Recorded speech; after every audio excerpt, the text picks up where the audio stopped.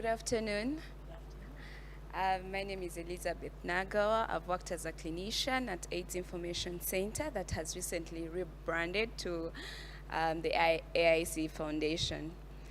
I'm very excited to be here and to present to you breastfeeding practices among women living with HIV, experiences from women enrolled in facility-based groups at an HIV clinic in the suburbs of Kampala, Uganda.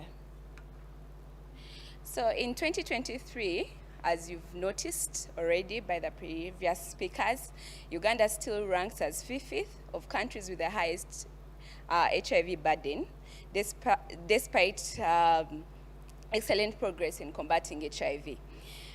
Also, HIV prevalence is more than twice as high in women than in men aged 15 to 34 years, and 70% of new infections are among adolescent girls and young women. HIV mother-to-child transmission rate is approximately 6.96%, which translates to about 6,000 new infections each year, and 56 of these infections occur during breastfeeding. So the Uganda guidelines on HIV care recommend that women living with HIV breastfeed their children to 1 year of age. That is 6 months of exclusive breastfeeding, and the next 6 months for complementary breastfeeding. So this study aimed at understanding the breastfeeding practices of women living with HIV during the early infant diagnosis period of 18 months when enrolled in facility-based groups.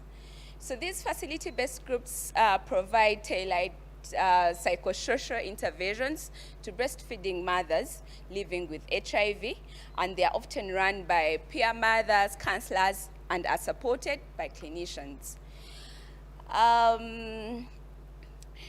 This was a retrospective, descriptive cohort study that considered 86 breastfeeding mothers living with HIV that were enrolled in facility-based groups in 2021 at AIDS Information Center, Kampala. And data on follow-up visits was collected from patient files, activity reports for the meetings, then EID cards and registers until children made 18 months of age, and data analysis was done using Stata. Appropriate summary statistics were used to describe the results, and also the study was approved by an internal review board at the center.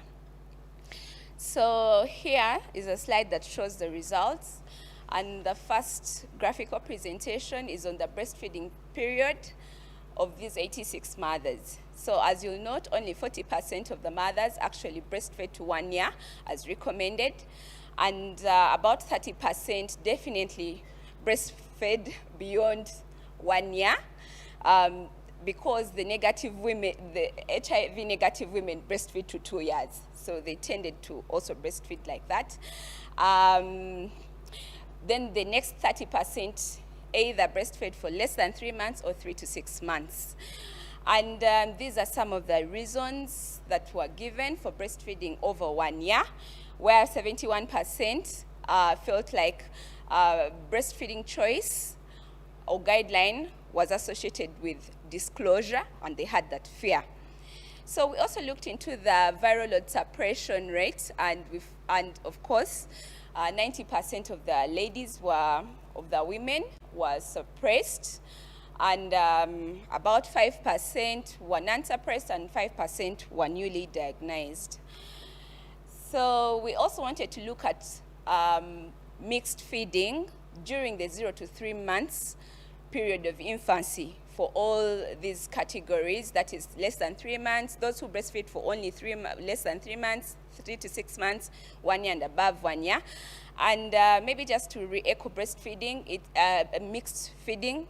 It is someone breastfeeds maybe during the day she's not breastfeeding, and then she's breastfeeding and gives other feeds. Yet during this period, we expect exclusive breastfeeding for all children, or all infants. So as you can see there, the first graphical presentation is with the proportions, and you'll note that those who breastfeed for less than 6 months have a higher proportion of mixed feeding during the 6 months during the 6 months period of infancy.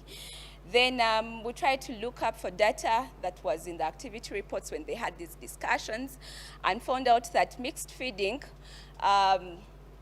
was attributed to people as they try to move away from exclusive breastfeeding to replacement feeding. They usually have a fear that they will spread or they will transmit HIV to their infants. So fear of HIV transmission was related to non-adherency, detectable viral loads, and peer pressure from fellow women living with HIV, especially those that, that had children in care So we also looked into children or babies that were breastfed for less than 6 months, and found that 12% were either malnourished or had frequent ill health.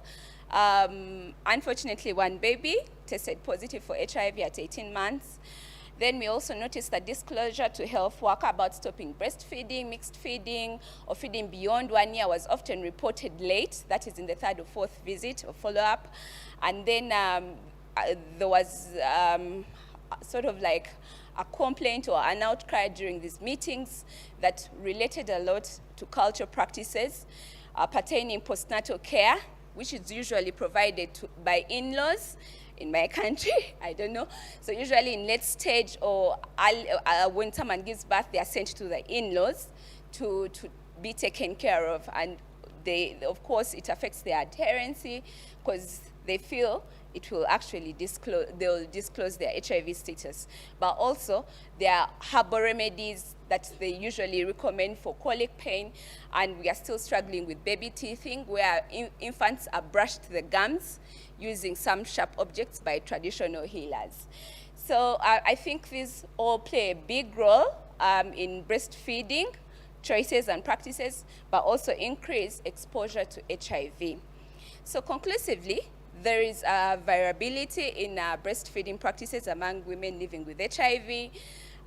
This study highlights women's concern for potential risk of HIV transmission to their babies, but also the risk of disclosure of their HIV status during the breastfeeding period.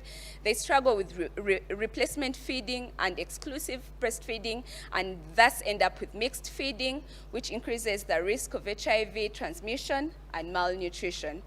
So therefore, breastfeeding practices of women living with HIV deviate from the guidelines as you've noted, and also thus, there's a need for extensive studies to answer many remaining questions regarding the HIV transmission risk during breastfeeding. This will combat the rather high mother-to-child HIV rate that we have in Uganda. Thank you.